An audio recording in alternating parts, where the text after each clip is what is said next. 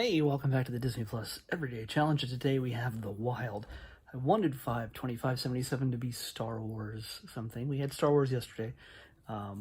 Didn't work out.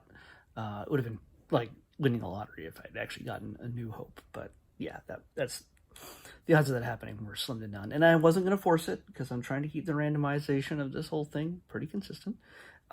So instead we got The Wild. It's an animated movie from, let's see where that is, 2006. It's an hour and 26 minutes long and stars Kiefer Sutherland as a lion father. We're keeping with the trope of a dead parent, I'm guessing, because, or maybe just a parent that just never seemed to exist, but somebody had to give birth to the boy cub, his son. So I guess the mom's not around, she's dead. So we got the dead parent trope checked off right there. This is Disney's. I know this is going to be probably insulting to minimize it to this, but it seems like Disney's version of Madagascar. The story is not exactly the same, obviously, but at least by Madagascar 2, they're all living in the New York City Zoo. In this case, all these animals are living in the New York City Zoo, and apparently if the lights go down, they all have curling matches, as one does. So, is everybody Canadian in the cast? I don't know. There's a lot of people in this. There's actually a lot of well-known names in this movie. Kiefer Sutherland is the lead.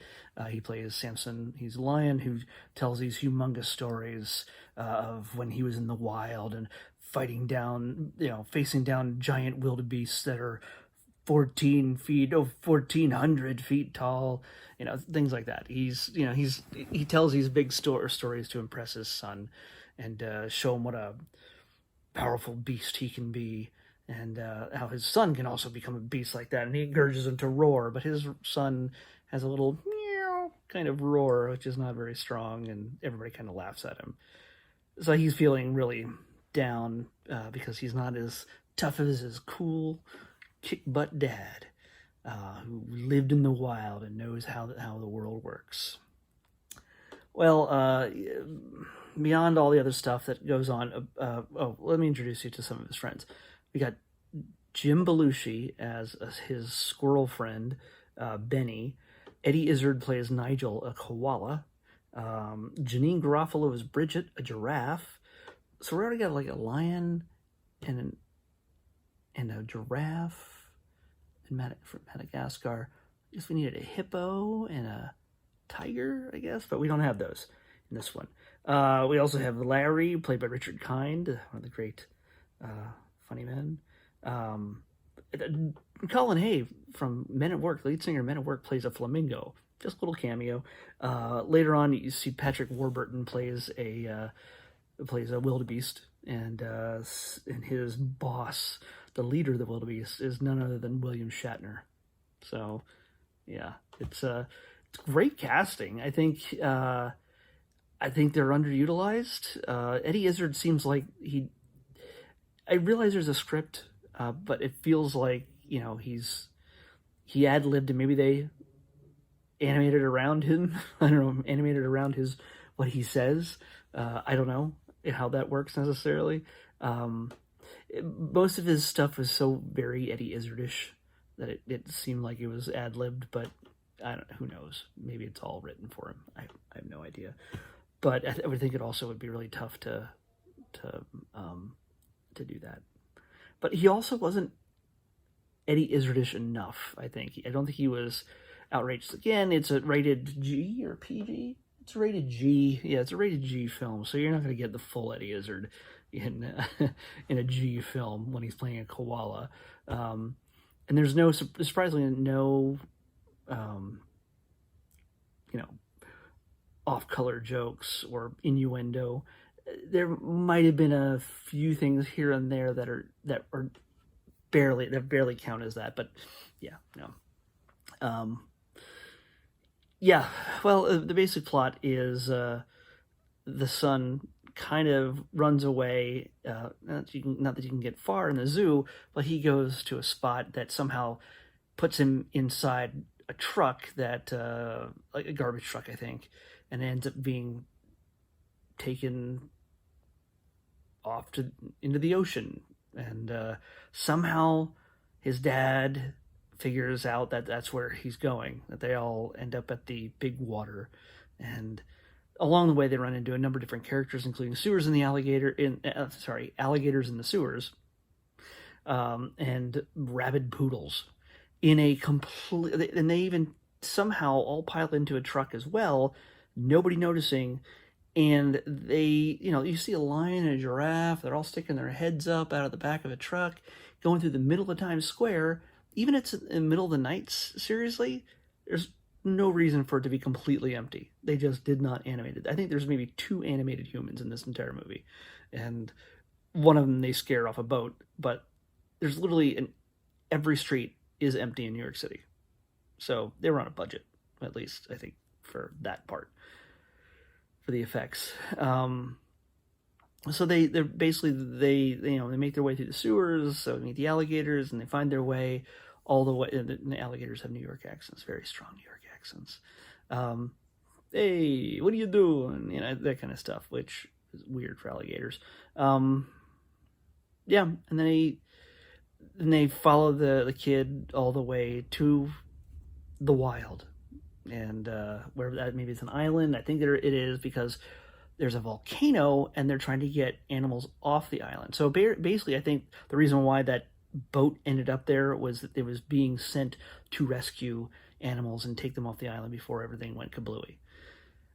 We forget all about that for the most part through the rest of the film until the very last moments. And yeah, and they yeah, I don't know. I'm just drawing a blank at this point. There's lots of little funny bits throughout, but it's all over the place. I don't think there's hardly any focus put into this. They're introducing a new character every 5 minutes just to help along the plot. Like if chameleons, we'll use them somehow. They have the ability to turn other animals invisible. Sure, why not? And they sneak into the thing. And wildebeest aren't so scary. They're more into choreographed dancing. And then there's roly bugs, and there's so many other different things. It feels really forced. It feels like they're trying to Toy Story up this whole thing, but they have none of the heart of a Toy Story movie. Yes, the dad has a secret that he is afraid to tell his son, especially once they get into the wild. It's really important that everybody knows this. His friends figure it out, but dad doesn't. Dad is forced to tell his son in the moment when he realizes they need his leadership more than anything. But yeah, you can probably guess what that might be. I think this is, again, I don't know if it's just somebody was like, hey, we need some stuffed animals to sell at the park that is Disney but not Disney, because all these 3D movies are doing well. This is like, I guess 2006. This is well before. No, this is after Incredibles. But Incredibles is Pixar, so Pixar was the main 3D animated film thing, but Disney themselves were not doing a ton of their own Disney animation stuff, or at least they weren't doing as well as the Pixar stuff. Pixar was consistently knocking it out of the park at this point. I think Cars was this year, was in 2006, somewhere around there. But yeah, it